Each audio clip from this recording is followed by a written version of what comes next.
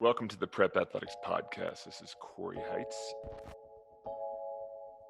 Some battles. I'm not sure if they got us. If they did, maybe. So you will get better as a player during that year. So it was kind of exciting, like, oh yeah, somebody wants me.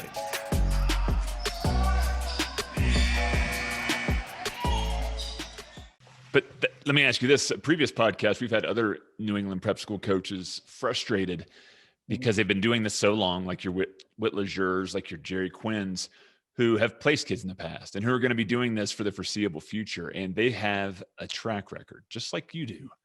And when you call a coach up and say, Guy, this player could work at your school, he's a great fit, and they pause on that, that's got to be frustrating because you know that this kid is going to succeed. They're going to have a chance, and you're not going to blow him up and try to put him at a level he's not going to succeed at. So to me, talking to guys like yourself across the prep school world, trying to place these kids, I just sense frustration over and over again that there seems to be a lack of trust on what you guys are offering these programs.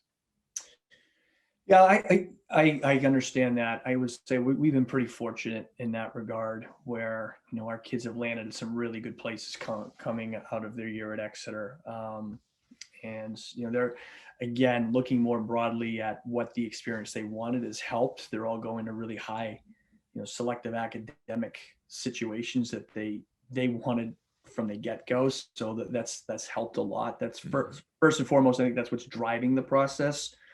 So I'm really happy in terms of their current landing spots for this class we've had.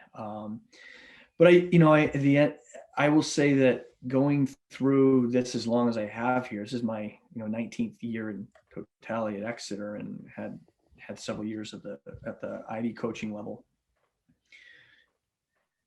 That collective experience in terms of placement of our kids, it has so much more to do with years past, not just this past year, but I think we've done a pretty good job of making sure that we're helping kids choose the right schools from the get-go, not trying to fit them into, round pegs into square holes. So there has been some longevity to that trust factor.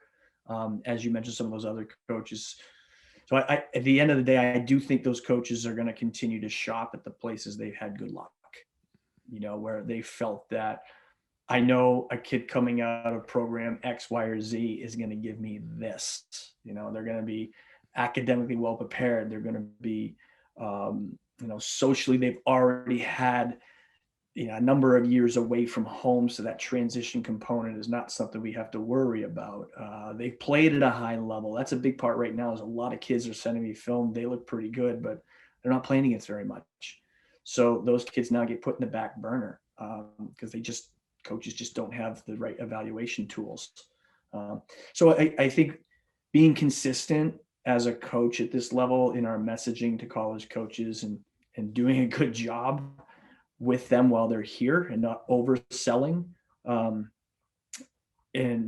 overproducing has probably been the best message for any coach at this level. That'll help really benefit players now that are trying to get to that next level, because they do have an uphill battle, there's no question. Absolutely.